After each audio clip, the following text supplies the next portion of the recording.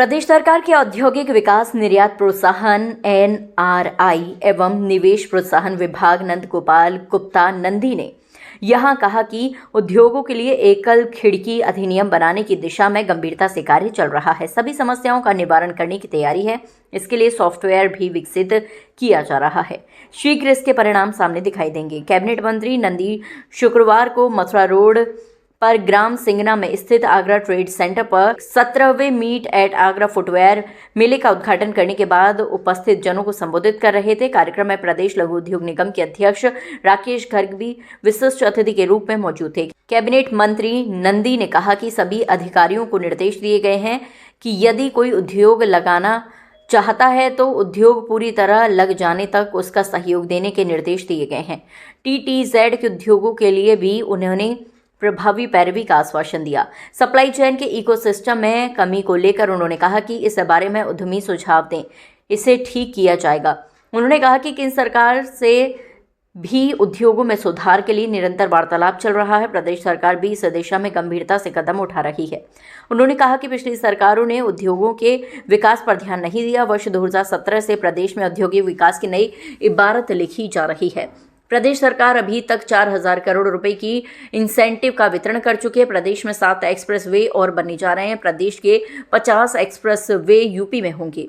नंदी ने कहा कि केंद्र सरकार के प्रयासों से देश को ग्रोथ इंजन के रूप में विकसित हो रहा है। शीघ्र जेवर एयरपोर्ट शुरू होने जा रहा है। इसके उद्घाटन के लिए प्रधानमंत्री से समय मांगा गया है। टीटीजेड के उद्योगों को लेकर सरकार की पैरवी लचर पूरन डाबर, केंद्रीय फुटवेयर एवं चमड़ा विकास परिषद के चेयरमैन और एफमेक के पूर्व अध्यक्ष पूरन डाबर ने कहा कि फुटवेयर अकेला ऐसा उद्योग है जिसमें सर्वाधिक रोजगार उपलब्ध है।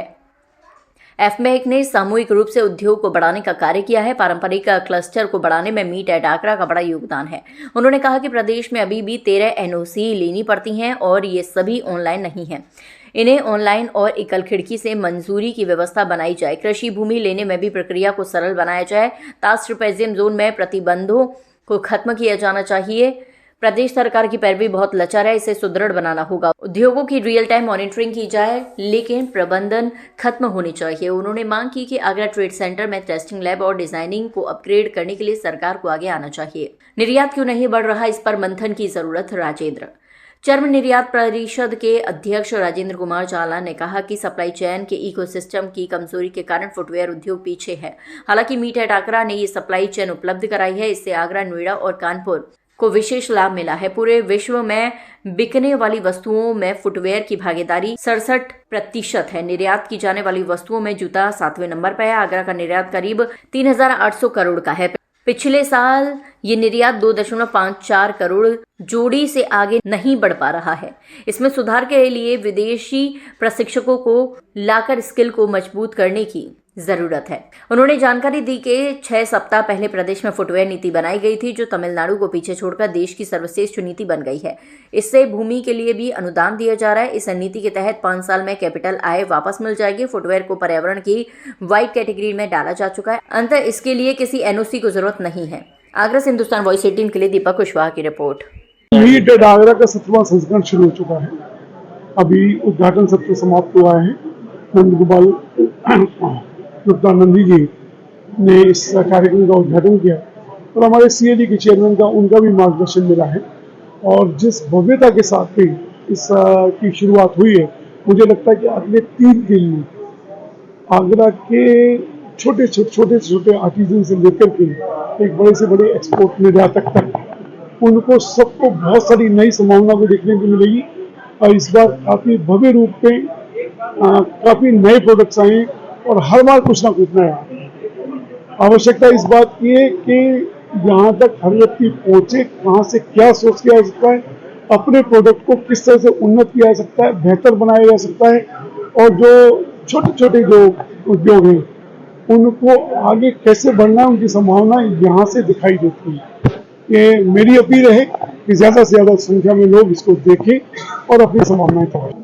तो चेयरमैन जलान साहब, उन्होंने भी उत्तर प्रदेश सरकार की प्रशंसा की और हमने भारत में सबसे अच्छी पॉलिसी बनाई है, उसके लिए उन्होंने खुले मन से प्रशंसा की और यहाँ पर जो उपस्थित पदाधिकारी को उत्तर प्रदेश के सामर्थ्य को, उत्तर प्रदेश की समृद्धि को आज पूरी दुनिया देख रही है और देश के बड़े उद्योग घराने और दुनिया की मल्टीनेशनल कंपनियां उत्तर प्रदेश में इंडस्ट्री लगाने के लिए, इन्वेस्टमेंट करने के लिए आतुर हैं।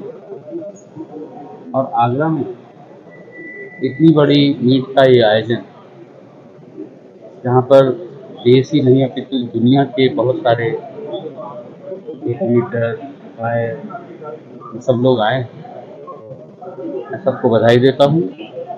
आपने देखा होगा कि उत्तर प्रदेश में इंटरनेशनल ट्रेड शो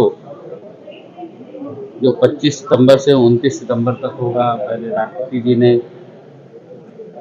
उसका उद्घाटन किया था जब ये शुरुआत हुई थी, अभी आदरणीय प्रधानमंत्री जी ने किया। तो निश्चित रूप से आज उत्तर प्रदेश में देश के बड़े उद्योग घराने और दुनिया की मल्टीनेशनल कंपनियां इंडस्ट्री लगाने के लिए आ रही हैं, इन्वेस्टमेंट करने के लिए आ रही हैं। और आगरा जो लेदर और जूते के हब के रूप में जाना जाता है, और इस इंडस्ट्री में बहुत सारे लोगों को रोजगार मिलता है, इस इंडस्ट्री में काम बहुत सारे लोगों को नौकरियां मिलती हैं।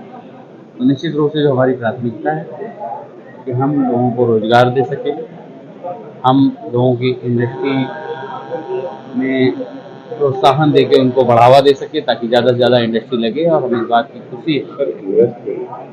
की खुशी है कि अभी हमने 10 लाख करोड़ का ग्राउंड ब्रेकिंग सेरेमनी किया था, अभी फिर हम 5-7 लाख करोड़ की ग्राउंड ब्रेकिंग सेरेमनी करने जा रहे हैं। निवेश हो रहा है, लेकिन जो इंडस्ट्री है वो मूर्त रूप नहीं लग नहीं पा रही। लैंड यूज जमीन की कमी है, उसको किस तरीके से सरकार नहीं देखिए, आप ऐसे जनरल बात करेंगे कि जमीन पे नहीं आ रही है, श्री सीमेंट एटा में चल गया, वो जमीन पे नहीं।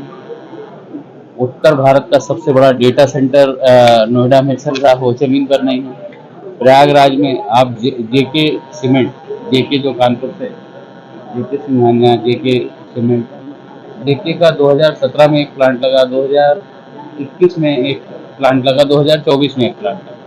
लगातार प्लांट लग रहा है, लगातार हम लोग उद्घाटन कर रहे हैं। और आप कह रहे हैं तो ये पॉलिटिकल बातें या पॉलिटिकल लोगों के मुंह से सुनी बातें, कहीं इंडिविजुअल कोई समस्या है तो उसका समाधान करने के लिए सरकार आगे बढ़ते हैं, एक कदम नहीं 4 कदम आगे बढ़ रहे हैं। देखिए, ये 17वां संस्करण, जैसे कि मैंने आपको स्टेज पे भी बताया था, इस बात का सबूत है कि 16 बहुत अच्छे थे, तभी 17वें में देखा जाए तो प्रेस से भी इतने लोग आए हैं। पहले आपका धन्यवाद, क्योंकि आपको भी इसमें कोई पोटेंशियल दिखता है, आप चाहते हैं पूरी दुनिया को इसके बारे में पता लगे। सबसे पहला धन्यवाद सभी मीडिया कर्मियों का कि यहाँ पहुँच के उन्होंने इतने अच्छे से कवर किया।